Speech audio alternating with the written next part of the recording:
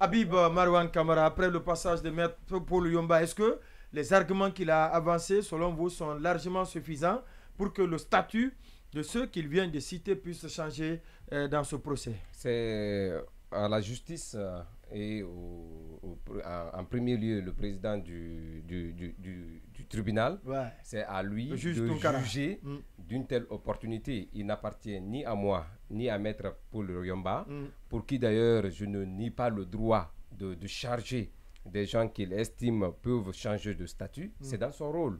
Mais c'est qu'évident, on n'est pas dans un procès de droit commun, on est dans un procès criminel. Et la première des choses, c'est là, ça ne repose que sur les faits. Il y a deux éléments essentiels à trouver derrière ce procès. C'est d'abord, c'est sur la responsabilité de ceux qui ont tué et ensuite qui ont donné l'ordre, les complices donc. Donc, ce qui veut dire qu'aujourd'hui, ce n'est pas une opinion contre une autre. De la même façon que les avocats de la défense ou de la partie civile veulent faire couler l'autre camp, c'est de la même façon, vice-versa. Ils s'inversent les rôles, ils s'inversent certainement les Chacun est dans son rôle. Donc, chacun est dans son rôle. Mais je voudrais quand même qu'on ne se perde pas de vue. Le général Oumar Samano que j'ai vu témoigner à la barre, je sens en lui une certaine frustration. Je sens en lui quelqu'un qui a hérité certainement d'une coquille vide. C'est quelqu'un qui parle sans force. Écoutez-le très bien. Et analysez ce qu'il ne dit. dit pas suffisamment ce qu'il a envie de dire. Il voulait juste dire qu'il n'était qu'un simple, comment on appelle, il n'était que là pour meubler la galerie. Figurant. C'était qu'un simple figurant. Donc, dans ces expressions, je ne vois pas un homme... Toutes ces prérogatives étaient exercées ailleurs. Ailleurs. Et il l'a dit. D'ailleurs, il a cité des noms. Il a cité le général Sekouba. Et on sait qu'on était à une période d'exception. Qui parle? Qui n'a pas vu Dadis à l'œuvre? Quelqu'un, c'est lui qui décidait tout. L'économie. Il était le ministre de l'économie et des finances. Il était le ministre de l'action sociale. Tout passait. Il était le ministre de la justice. Tout se dessinait au palais. Comment est-ce qu'un chef d'État... Aucun Alpha. Voilà, donc, je vais dire, on a vécu les faits. Voilà. On a suivi ça ici en Guinée. Mais il ne faudrait pas quand même qu'on cherche, puisqu'on est dans un rôle qu'il faut enfoncer des pères de famille ou trouver... Il appartient encore une fois de plus, c'est à la justice, elle, rien que elle, d'apprécier certainement la position, de faire changer ou de basculer un témoin vers un accusé.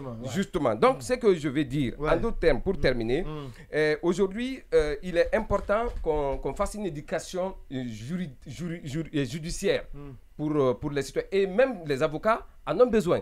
Parce que, vous savez, ce procès nous a permis de non seulement connaître le potentiel qu'on a avec des juges qui se sont révélés, notamment le président du tribunal, et d'autres, il y a eu le procureur Al-Gassimou, qui m'impressionne par la qualité de ses prestations, de leur sérénité, le procureur Al-Gassimou, le juge, comment on appelle, Tunkara, quelques avocats aussi, des avocats, mais c'est des gens aujourd'hui qui s'illustrent par leur talent. Ils ont su imposer leur mérite.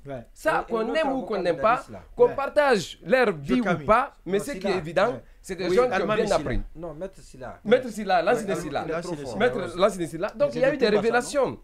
Il y a eu des révélations. Il y a eu des avocats qui se sont dégonflés encore. Des grands avocats de nom qu'on avait des trucs là, mais aujourd'hui, ils ont du mal à passer dans l'opinion. Donc c'est devenu une opportunité. Mais il faut encore être prudent. Nous sommes à un procès criminel. Ce n'est pas un débat d'opinion. Encore un terrain où on se charge. On se permet tout. On se permet tout. Oui, Ndoye Cheikh Sadibou. Oui, on était en train de... J'avais déjà commencé à parler du général Sano. Et je ne sais pas, parce que au regard de ce qui s'est passé, je me disais que c'est vrai que Dadis à l'époque, il peut avoir des gens à qui il a confiance, avec qui, parce que quand la situation elle est critique, quand il y a eu ce massacre, il s'est dit, attendez, peut-être que je vais aller m'approcher ou je vais approcher des gens avec qui je peux me comprendre pour gérer cette situation, que de se référer peut-être à un chef d'état-major des forces armées ou encore au ministre de la Défense. Quand ça arrive à un moment donné, à un stade, vous avez confiance plus à des gens qui sont proches de vous qu'à des gens qui sont venus par la suite d'une nomination. On voit souvent comment ça se passe. Lorsque vous partez au niveau des palais présidentiels, souvent vous voyez un gouvernement qui existe et parallèlement un autre gouvernement non officiel qui décide, à qui d'ailleurs le président peut avoir plus confiance que ce gouvernement officiel. Donc je le dis juste pour donner cet exemple. Donc c'est pour dire une fois de plus, le général, je suis d'accord, il peut être là en tant que chef d'état-major général sans pour autant être associé parce qu'il y a une question de confiance peut-être qui était là. Du coup, il peut ne pas connaître exactement ce qui s'est passé pour ce qui est de la gestion des corps. Cependant, je le disais, ça va être très difficile pour lui parce que vu son statut à l'époque, le poste qu'il est occupé, de l'épargner pour ce qui s'est passé. D'autant plus que lui-même, il l'a dit à la barre, pour ce qui est de la gestion des corps, il a donné certaines explications, même si ce n'est pas avec une certaine exactitude, mais c'est difficile quand même, en ce moment-là, d'effet, de dire que oui, telle ou telle autorité ne pouvait pas être impliquée dans la situation. Parce que c'est un massacre qui a été orchestré. Il y a eu, si vous voulez, je ne sais pas comment je vais expliquer ça, en tout cas des personnes qui, le noyau, et ensuite ça s'est élargi à d'autres personnes, parlant justement de ce qui s'est passé. Ça a été orchestré, de telle sorte que ça va être très compliqué pour lui, en tout cas de dire exactement s'il est né. Mais on attend, comme Marouane l'a dit, il revient encore à la justice de nous dire exactement qui est qui. Mais maintenant, pour le cas de Maître Yomba, nous on sait, chacun est dans son rôle d'enfoncer son adversaire, puisque chacun veut au sortir de ce procès tirer plus de profit et gagner gagner pour son et enfoncer l'autre, donc gagner le combat, la bataille. Donc on comprend lorsqu'il dit il faut qu'on requalifie les faits pour que le général se retrouve au niveau des accusés. Alors, il est vrai qu'à l'époque, il y avait quand même dans l'armée des hommes puissants, c'est-à-dire qui n'obéissaient pratiquement, à l'époque, vous pouvez voir un PV par exemple, qui a des éléments qui n'obéissent ou qui ne se plient qu'à ce qu'il dit. Vous allez voir aussi le chef d'état-major. Alors moi personnellement, ce que je lui reproche, à l'époque, s'il est... Il y a une cagnotte qui a annoncé à l'époque, il faut le préciser. Alors, je disais, dans l'armée, on est tous d'accord qu'en ce moment, c'était une période exceptionnelle, mais dans l'armée, Dadis même l'avait reconnu, il y avait de l'indiscipline. Et alors, s'il occupait à l'époque un poste vide, qui n'avait pas de responsabilité, premièrement, aujourd'hui, Dadis n'est pas président. Le pouvoir là n'est plus là. Qu'est-ce qui les empêche de dire les choses telles qu'elles se sont passées? Est-ce qu'on a besoin aujourd'hui de vouloir protéger X ou de protéger Y?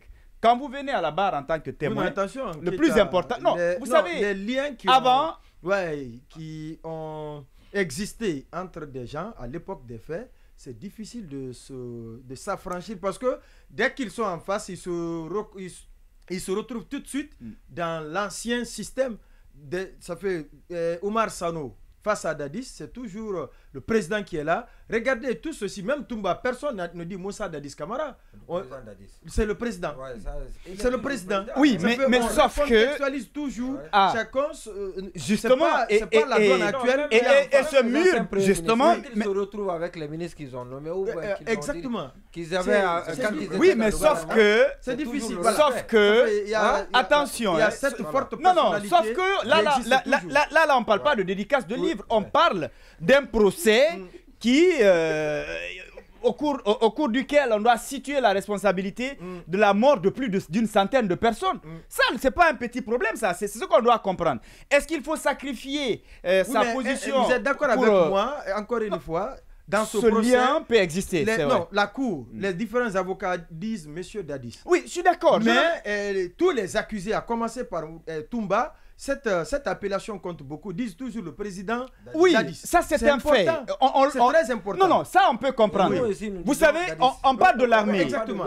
Non, mais on va se comprendre aujourd'hui et son état-major. Mais on va se comprendre, on va se comprendre sur un fait. S'ils arrivent à se retrouver un jour, Mamadi ne dira jamais Alpha. Il dira toujours Monsieur le Président. Et l'inverse n'est pas possible. Mais on va quand même s'entendre sur un fait. Aujourd'hui, on vous dit par exemple que toute démission ou tentative de démission sera considérée comme une rébellion. Ça veut dire qu'aujourd'hui, vous pouvez être avec le CNRD, vous ne vous sentez pas à l'aise, mais vous avez peur de démissionner. Ça peut arriver. Mais quand le régime passe... après, on vous envoie devant la crise. J'y arrive. On en parle tout à l'heure. J'y arrive. Alors ce que je veux dire, c'est qu'à l'époque, peut-être qu'ils ne pouvaient pas démissionner ou se désolidariser de certaines choses. Mais aujourd'hui, les époques ont changé. Est-ce qu'il faut sauver sa tête s'il n'est pas impliqué, ou tout au moins aller pour une question de reconnaissance, refuser de dire les choses telles qu'elles se sont passées, au final, vous risquez de vous retrouver en tant qu'accusé. C'est ce qu'il faut craindre. Je pense qu'on peut bien aimer Dadis, on peut bien lui être reconnaissant, mais dans ce dossier-ci, les personnes, les témoins doivent faire très attention et ne doivent dire que les faits. Et après, les relations peuvent continuer. Mais s'ils se retrouvent de ce côté-là, eh ben, ça va être très compliqué. Oui, allez-y. Voilà. Alors, je pense que si les gens, une fois devant la barre, jurent de dire la vérité, ils devraient s'atteler à dire la vérité. Il n'y a aucune excuse à cela.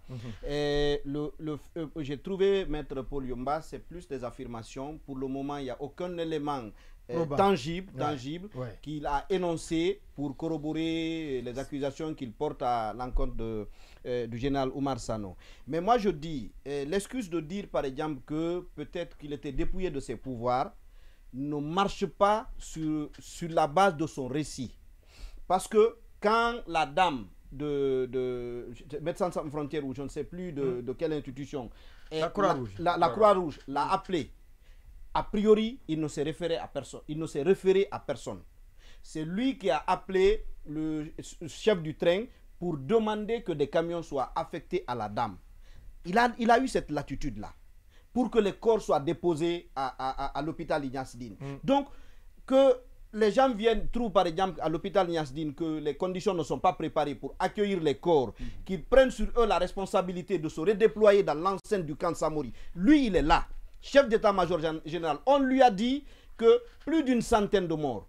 On le lui a dit. Et lui, il ne prend pas du tout la peine de venir voir ces corps-là. Non, je trouve que c'est incohérent. C'est incohérent. Totalement incohérent. Mais pas irresponsable. Non, je dis c'est incohérent. Et pour moi, sur cet aspect-là, il n'a pas dit toute la vérité.